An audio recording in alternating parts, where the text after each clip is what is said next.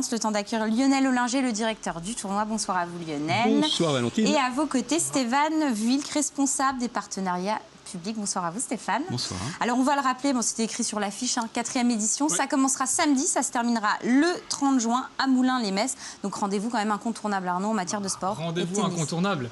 Et c'est toujours un vrai plaisir de recevoir Lionel sur ce plateau, pour 2 raisons en fait Lionel. La première, c'est parce qu'on a quasiment débuté ensemble, puisque l'Elior Open, à l'époque Avenance Open, est né en même temps que Mirabel TV. Vous étiez le premier invité sur Mirabel TV. Et la deuxième raison, je sais que ça concerne un peu plus Valentine, parce que franchement, tous les jours, j'ai droit à du Lionel Ollinger. C'est quand... Non, c'est vrai, il faut dire ce qui est. Il me dit... ça... Et sinon, Lionel, vous êtes mon invité préféré, c'est vrai, parce que Lionel était mon premier invité. Et la première fois, on ne l'oublie pas. Tous les jours. Et sinon, il va bien, Lionel. C'est quand que t'invites Lionel, c'est quand. Voilà, cette fois, c'est fait, elle le sait maintenant. Bon. Je suis désolé, Stéphane. Là, ça va être une émission difficile pour moi. Hein. Ça va être très dur, ouais. Émotionnellement, ça risque d'être très dur. Ouais. Donc revenons à des choses un peu plus sérieuses, puisque Lionel, ce matin même, s'est déroulée la conférence de presse de l'Elior Open 57, 4e du nom, avec également le tirage au sort du tableau des qualifications que vous avez effectué. Donc on connaît un petit peu voilà, quelles joueuses lorraines seront présentes notamment dans ce tableau des qualifications. On attend le tirage au sort avec impatience du tableau final qui sera effectué mercredi prochain lors du tournoi par Stéphane Molliens, qui a obtenu une médaille aux derniers Jeux paralympiques. Alors il faut bien le dire pour la petite histoire que ce tournoi est lié à un autre tournoi quelque part, puisque dès dimanche va commencer un grand chelem qui s'appelle Wimbledon. Je te l'ai dit 10 fois avant l'émission. Bon, on va pas aller plus loin dans le quiz alors. Oui, il m'a dit on prépare l'émission, ne t'inquiète pas, ça va être très très facile Valentine. Merci Arnaud. Et en fait, pour dessiner le tableau de l'Elior Open, c'est assez simple pour les têtes de série, les 5 premières têtes de série. En gros, elles jouent évidemment les qualifications ou le tour principal de Wimbledon. Et si elles sont éliminées prématurément, elles viendront à l'Elior Open 57. C'est le cas d'Aravan Rezaï qui s'est fait éliminer dès son entrée en lice en qualification par une Colombienne. On la voit ici, Aravan Rezaï, c'est l'ancienne 15e joueuse mondiale et qui sera donc une des têtes d'affiche de cet Elior Open 57. C'est tombé ce matin Lionel et c'est officiel. Oui, Aravan a perdu au premier tour des qualifications, en effet, et elle sera avec nous. On va essayer de la faire venir un peu plus tôt pour profiter de ses compétences et qu'elle fasse un petit peu connaissance avec nos partenaires. Donc, mais on aura sûrement d'autres surprises parce qu'on a mis en option d'autres joueuses, des joueuses qui jouent non seulement les qualifications, mais aussi le tableau principal de Wimbledon. Je pense à une Mathilde Johansson, par exemple. Ah oui. Mathilde, qui est dans les 100 premières mondiales, qui est numéro 5 française. Alors, elle rentre au tableau principal sûrement mardi. Bon, s'il lui arrivait malheur à Wimbledon, on l'accueillera avec plaisir à Moulins-les-Metz. Ce qui est fou, c'est qu'on se prend à rêver qu'une joueuse soit éliminée prématurément à Wimbledon pour les voir ici à Moulins-les-Metz. Alors c'est peut-être un petit peu difficile de dire ça, mais finalement... C'est un peu ça, on passe d'un gazon vert naturel à un gazon ocre artificiel. Ah bah oui. Mais on a toujours plaisir à les récupérer. Elles sont des fois un petit peu dans un état de déception, donc on essaye de leur faire passer un bon moment ici au bord de la Moselle. Valentine ? Je crois que c'est à toi d'interagir, non?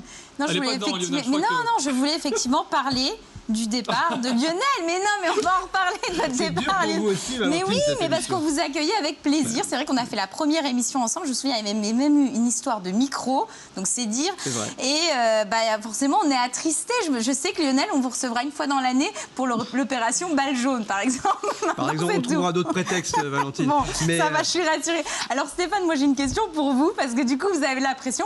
C'est vrai que Lionel, bon, c'est mon premier invité, certes, on laisse ça de côté. C'est quand même quelqu'un voilà, de charismatique qui était déjà très présent, vraiment dans le tournoi, on le sentait. C'est un tournoi qui, voilà, ça lui prend au niveau des tripes et on le sent à chaque fois qu'on l'invite et quand il le met en place. Donc, est-ce que c'est pas dur pour vous? Est-ce qu'il n'y a pas de pression avec justement le flambeau qui va justement vous être attribué? Alors, double pression, puisqu'il va falloir que je le remplace ici, évidemment, et je gagne l'image qu'il avait évidemment sur le plateau. Donc Valentine, je vous remercie de m'accompagner. Attendez, c'est pas gagné. Hein. Au début, ça va être dur. Donc non, faut savoir que Lionel ne va pas du tout lâcher non plus le tournoi. Hein. Ça veut dire que oui, j'ai accepté la suite. Après, Lionel va garder certaines missions qui sont extrêmement importantes dans le cadre du tournoi. Donc va rester en contact avec tous nos partenaires privés, etc.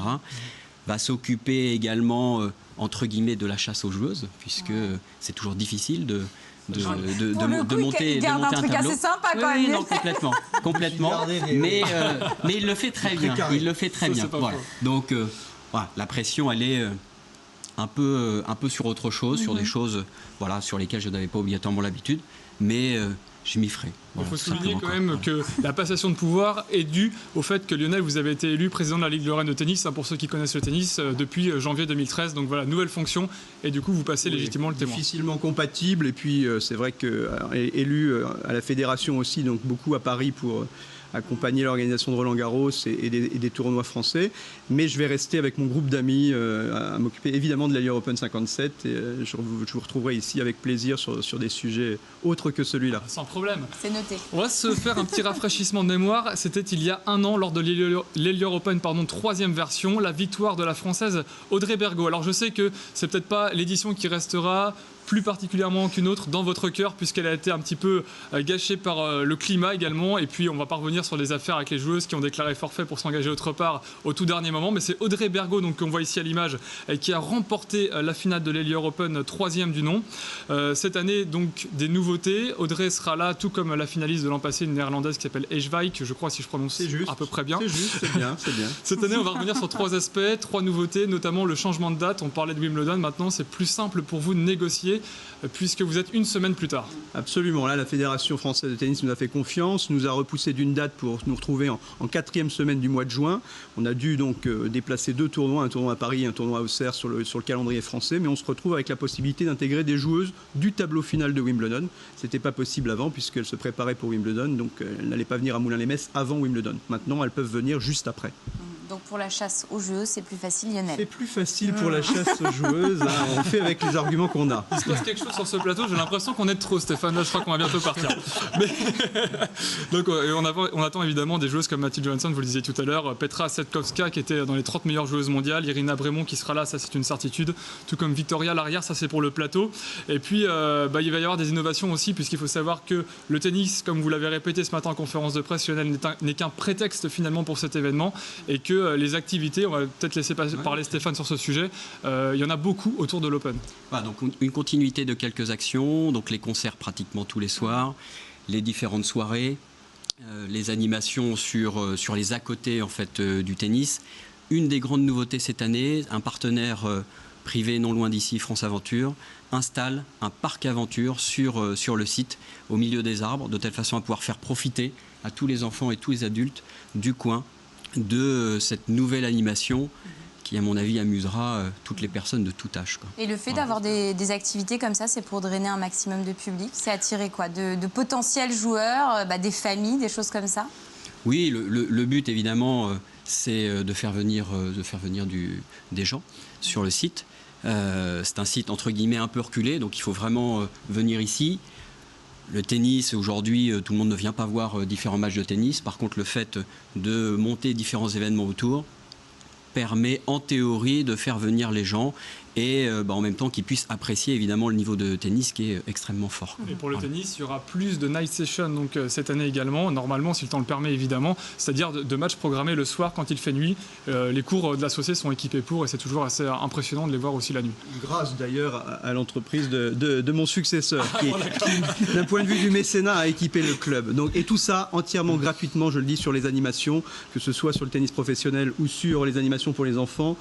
La totalité des activités, y compris les activités, les autres sports, Segway et autres, seront complètement gratuites. Un dernier mot juste pour terminer sur l'évolution du tournoi. Je vais peut-être poser la question à Stéphane. On sait que maintenant c'est le tournoi de référence sur la planète CNGT, donc la planète des circuits nationaux des grands tournois, avec une dotation de $20 000 notamment. Comment il est amené à évoluer? Alors on pense peut-être à l'ITF, et puis il va y avoir aussi des aménagements au niveau des cours, avec des travaux peut-être programmés dès cette année. Oui, donc changer de circuit aujourd'hui, c'est pas à l'ordre du jour. Ça viendra peut-être, pourquoi pas, dans quelques années. Aujourd'hui, on profite en fait de mode bonheur, de pouvoir mixer le tennis et tous les différents événements autour. Donc aujourd'hui, le CNGT nous offre cette possibilité-là. Deuxième chose, en théorie, oui, nous allons changer les surfaces des terrains, donc à partir du mois d'octobre prochain. Voilà, on croise les doigts, tout n'est pas encore signé avec tout le monde, mais c'est quand même en très très bonne voie. Ce sera quoi? Parce que là c'est du gazon synthétique. Voilà, donc ce sera de la résine, en théorie. Quoi. Voilà. Plus rapide. C'est noté, donc on rappelle les dates du 22 au 30 juin. Samedi, début des qualifications. Mercredi, tirage au sort donc, du tableau final, du tableau principal, pardon. Et les finales simples et doubles, c'est dimanche et également donc, disponible sur Mirabel TV si on a envie de les suivre. En direct sur Mirabel. Je suis pas malade. Partenaire. Depuis la première édition. C'est vrai, c'est vrai. Et messieurs, Que des très bons merci souvenirs. à vous, messieurs.